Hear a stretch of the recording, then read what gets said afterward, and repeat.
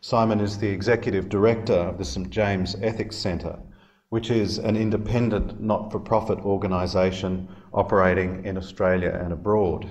It provides a neutral and confidential setting in which ethical questions can be raised, ethical problems explored, and ethical dilemmas resolved.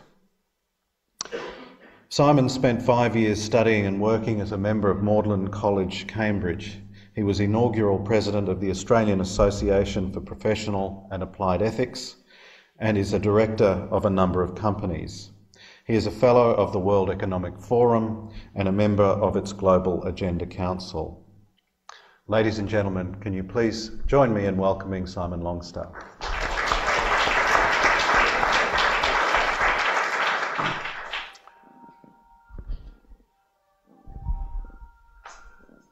Let's let the musical introduction conclude.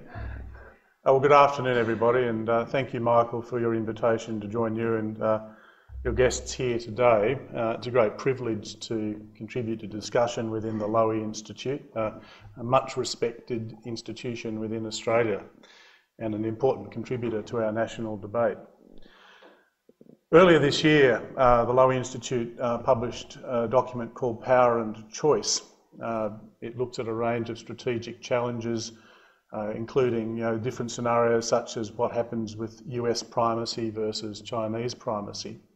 It's not so much the content of the document that I want to begin with today in my remarks, in which I wish to make about 5 key points really, but rather to take the topic, power and choice. The issue of choice, as you would know, is essential to the whole question of ethics, at least as understood within the Western tradition with which I'm most familiar. I'm going to spend a little bit of time just talking about that so that we calibrate our understanding of what I mean when I'm talking about ethics in relation to foreign relations. There are other traditions, of course, other than that, which begins predominantly with the reflections of the Greeks, and I have engaged over my career with a number of those within our region. And it's important to bear that in mind, not just because our topic is about foreign relations, but even within our own country, being a multicultural society, the Western tradition is not the only story in town.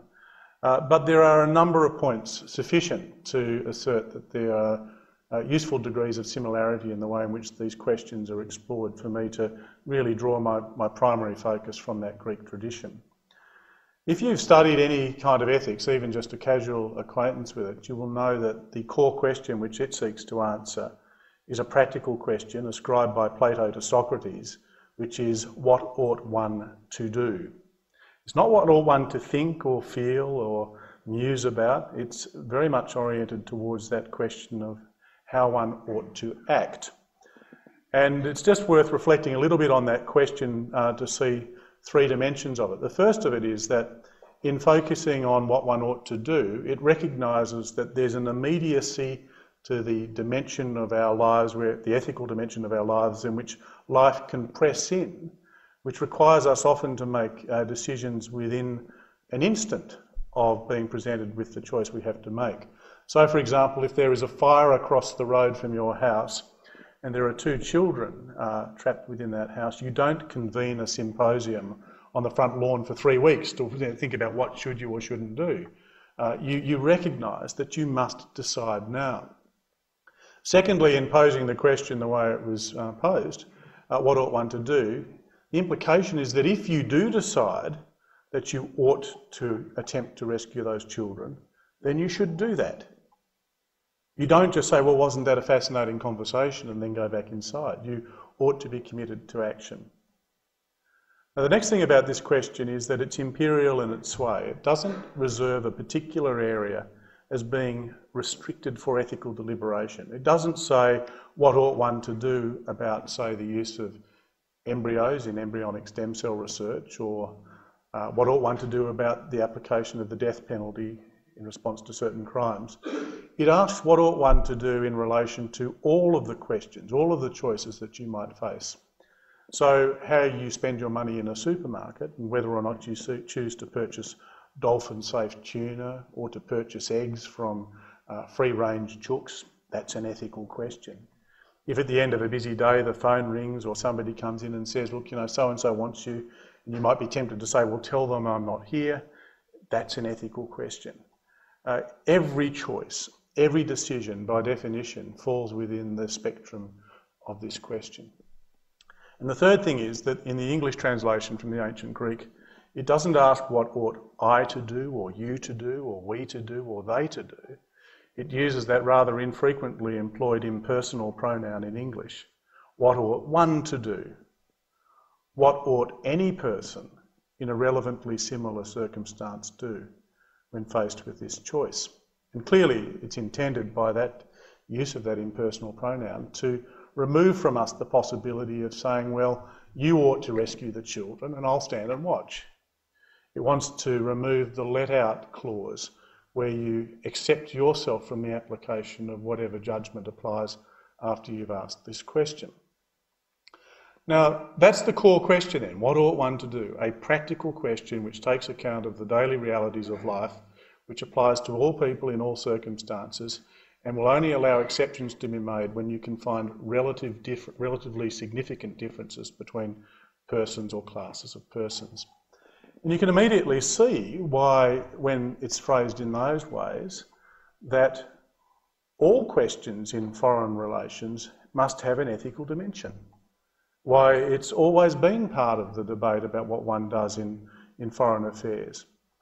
For example, who counts as significant? Who do you consider to be relevant in your judgment? Are there some people who you simply exclude from your scope of consideration? And if so, why? Different cultures and different traditions, of course, draw this circle of concern in different ways. There are, in individual life, some people who are ethical egoists who say, well, look, my obligation is to me and me alone. There are others who want to extend obligations to their immediate families, to their communities. Some people want to include all human beings, and some want to go much further than that and include all life or all creation. But where you draw the circle of concern becomes important. And you can see that, for example, just in relation to one of the matters that Michael alluded to in terms of climate change.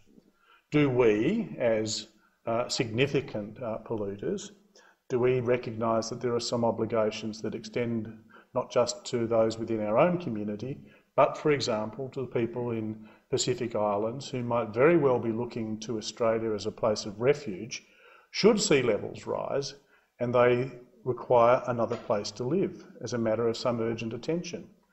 Do we look at this as a question which is just a matter of tactics or policy, or do we recognise that the real part of the real question is whether or not we say those people have got a legitimate basis for expecting us to take account of their interests when deliberating about what we ought to do? Now, I mentioned at the beginning this publication Power and Choice because part of what I want to suggest to you is that if you follow through, and I won't go through a kind of Ethics 101 now, but if you follow this through, what you will soon discover is that the further questions that the Greeks pose in response to that core question about what's good or bad, right and wrong, actually generates a framework of values and principles which either for individuals or for organisations or for whole societies effectively produce an architecture for choice. What we decide about the goals we pursue, the ends which we seek to achieve, and the means by which we do so, if we are at all conscious of the basis of the decisions we make, must of necessity have an ethical base in the sense I'm talking about it, because our choices will be ordered according to our values and the means we employ will be regulated by our principles, with the one exception being if we never actually think at all about this and instead fall prey to that great enemy of ethics, which is unthinking custom and practice. That is, if we operate on the basis that we do just what everybody does or the way we always do things around here, if we never actually ask that Socratic question, what ought one to do, then we may proceed without actually being conscious at all about the values and principles that are shaping our choices. But let's assume, for the best, that people are consciously choosing, then the architecture of that choice, and I can go into more detail if anyone's interested later, the architecture of that choice is effectively determined by the field of ethics. So, foreign affairs, foreign relations have always had that ethical dimension latent within it, but not always has it been brought consciously to mind. Too often, unthinking custom and practice, either within a national or an international context, has shaped the way in which decisions are made. But what I want to suggest to you, and this was in the blurb that I was asked to produce in advance of this meeting, was that the basis for being indifferent to this now is really changed in some fundamental ways. And it really changed on the September 11, 2001, with the attacks mounted by Al-Qaeda operatives against the United States of America, principally targeting the World Trade Center and the Pentagon. Because what occurred at that time was that there was a demonstrable change away from an international order which was in some sense seen to be operating according to some principles of social contract and civilization, and a reversion back to a world which Thomas Hobbes had imagined as being constitutive of the state of nature. Now, if you know Hobbes's rather bleak account of what the state of nature looks like, it's a world which he describes as being nasty, brutish and short. And the reason why he thinks it will be nasty, brutish and short is because he believes, fundamentally driven by fear, I suppose, of other persons, that there is no human being who is so strong as to be immune from the threat of attack of another human being, and there is no individual so weak not to be able to threaten the life of another person. Hobbes's view is that you can be 6'8" and muscled up and all the rest, but somebody armed with a weapon at distance, whether you think of it as a rifle or a bow and arrow or whatever, has the capacity, although much weaker than you, to threaten your life. And there's nothing that the very strong party can do really to protect themselves completely against that, certainly not by themselves. And there's nothing really to stop the relatively weak actor from representing that threat. Now, of course, Hobbes's answer to this problem is to say, well, if that's the situation, none of us wants to live a life which is nasty, brutish and short, and therefore what we need to do is to create the Leviathan, to give away each of our individual capacities to act and our own power into the hands of this all-powerful entity who will impose peace upon us all. And we'll make that deal because we recognise that it's in our mutual interest to do so. Well, of course, this was reserved for a long time for a debate, and it's a fictional account in some sense, a debate about why states exist and how power is distributed within states.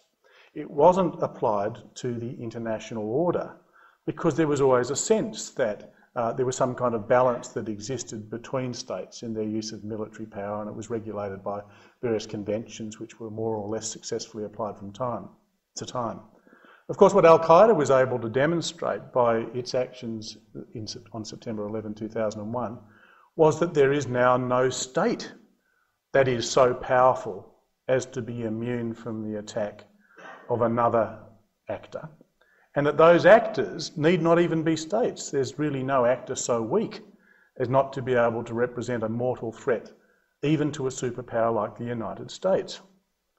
And one of the things that I think a number of people started to recognise as a consequence of that change and the introduction of asymmetries of power and risk was that a Hobbesian state in some sense had been brought into existence, and it therefore called forth a kind of response. How do you respond to this situation in which that occurs? Well, one of the things that might have been done, and certainly this was contemplated in principle after the Second World War, is that you create your own Leviathan. You find some independent actor who is capable of having a monopoly of power, and therefore this powerful entity is able to enforce the peace for the good of all. And there was serious contemplation of this with the establishment of the United Nations, and I think there are provisions still in place for a United Nations army to be held, which could actually be deployed to enforce peace. And the judgment that would have been made if this had been put in place is that the states that form the membership of the United Nations would themselves progressively scale down their level of armaments and their capacity unilaterally to exercise and the projection of power for their interests or in their defence, and instead Leviathan would be the United Nations. Well, we know that didn't happen. Maybe one can judge whether it would have been better if it had or if it hadn't. The reality is now, however, that in the current situation where we've got a jostling for power, and it's very fluid at the moment in terms of major formations. You have to ask yourself, how do you respond to this Hobbesian state, other than by saying, well, I am going to simply deny the evidence of my eyes, and instead I will continue to build myself, say Australia, or in this case the United States, to a point where I am unchallengeable because of my force, and that completely misses the point. So one of the realities that I want to point to then in this world since 9/11, this Hobbesian world, is that it's a world of limited power, a world necessarily limited. And as such, what it does is that it means that whatever power you do have has to be admixed with a kind of moral authority in order to secure your position. Now, the lessons from this have been pretty clear for a long time now. Probably the most famous or infamous example of how this sort of works against you, there are two of them that I can think of. Certainly the United States, in its doctrine published a couple of years ago on counterinsurgency, in its chapter on ethics, it's worth having a look at, because it's got a panel in that book which has got the stark headline, "Lose moral authority, lose the war." And what they're quoting there is the experience of the French in Algeria, where the loss of moral authority meant that they were unable to secure a peace and maintain a peace in their intervention. But clearly we can also think about the experience of the United States itself in the war in Vietnam, in which, despite having a clear military superiority, it was both restrained by its own ethical conditions, but ultimately its failure to apply those consistently across the battle space, which was redefined in that war from being any particular piece of land, air or sea, to include all of the space between where the physical encounters were taking place, right back into the living rooms of American citizens watching this unfold on their television sets. In those circumstances, there's a pretty good case to argue that what led to the failure of the US and its allies in their objectives was, as much as anything else, a loss of moral authority caused by events like the My Lai massacre once they became known. And we've recently seen, again, in Iraq with the incidents in Abu Ghraib, and I think currently being played out in the US and world press, the soldiers that are on trial now for what appears, what's alleged to have been the killing of innocent civilians simply as an act of hate. That whenever these sorts of things occur, when you have limited power, if your moral authority is whittled away, then your capacity to act is severely constrained. It's even the case that you'll find in the literature around intelligence, that the capacity to gather human intelligence, which was seen to be so important, is severely restricted if you have a loss of moral authority in the eyes of those who might be inclined to work in collaboration with you, because you have failed to uphold an ethical standard which people can relate to. Well, if this is true, and I think that there is plenty of evidence to suggest how in conditions of limited power and absence of moral authority actually weakens your position, limits your scope for action, restricts your capacity to form alliances and to maintain them, then how do you obtain and how do you sustain this moral authority, and what implications does it have for the way in which one engages in one's foreign affairs? Well, the first thing to be said about it is that if you are to have any kind of moral authority, there needs to be quite good clarity in your own mind and in the minds of others as to what are the values and principles that are going to be applied in the conduct of your affairs. You need to know who you are and what you stand for. Now, I'm not going to say what I think should be the specific content of a list of values and principles that any nation would need to apply. What I am saying is that a necessary but not sufficient condition is that whatever your values and principles, they need to be clearly articulated and they need to be applied consistently. And they have to be applied consistently across the full span of relationships that you have.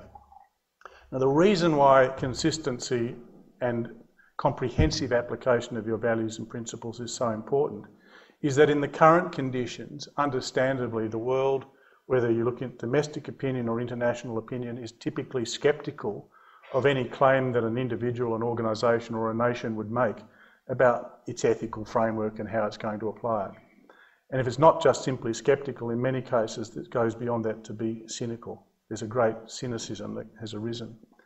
And in those conditions, what happens is that people look for the exception. They will perhaps suspend their disbelief if you treat them, that is, we can imagine our relationships with the Indonesians or with the Chinese or with the Indians or with any other nation in this field. They might suspend their disbelief if we say, this is who we are, this is what we stand for, and we will consistently treat you in a manner which shows that we are prepared practically to apply these values and principles in our relationship. But we delude ourselves if we think that that is going to be enough, because in that sceptical or cynical world, what those engaged in our relationship will look at and say is, okay, that might be fair enough, but let us now assess, how do you treat each other within this nation, and how do you treat others with whom you have a relationship of significance?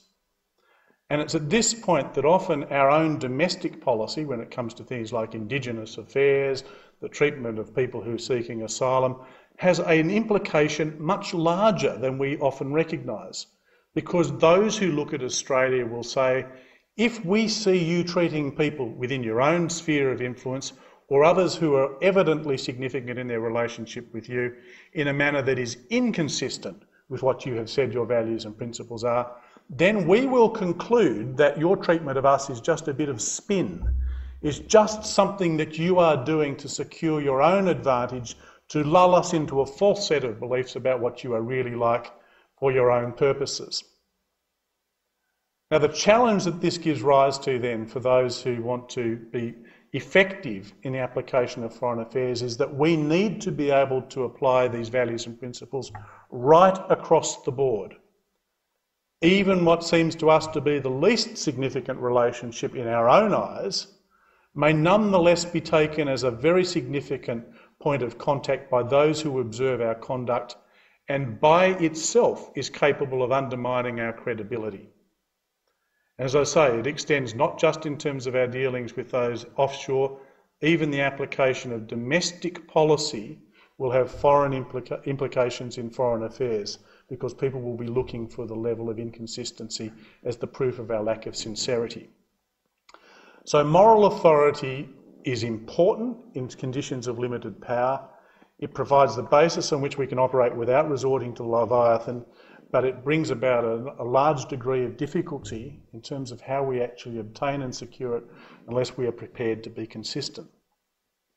My fifth point is to say that although I make a case for there being an essential ethical dimension within the development of our foreign policy and its execution, this does not mean that I am saying that we have to participate in some kind of Wilsonian idealism.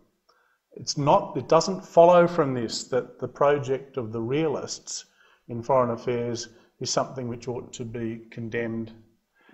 Wilsonian idealism may have its place, but we've also seen its dangers, where in certain conditions, countries with enough power, they don't have to have total power, just enough power, can seek to shape the world in their own image.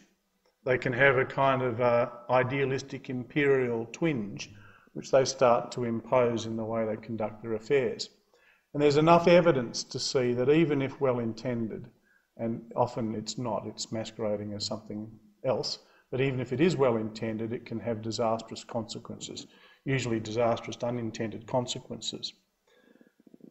But I am open to the idea that there is some kind of idealism in relation to the way in which we frame our foreign affairs, but I'm not prepared to go so far as to either endorse or reject Wilsonian idealism. I think it's something we would need to think about more clearly.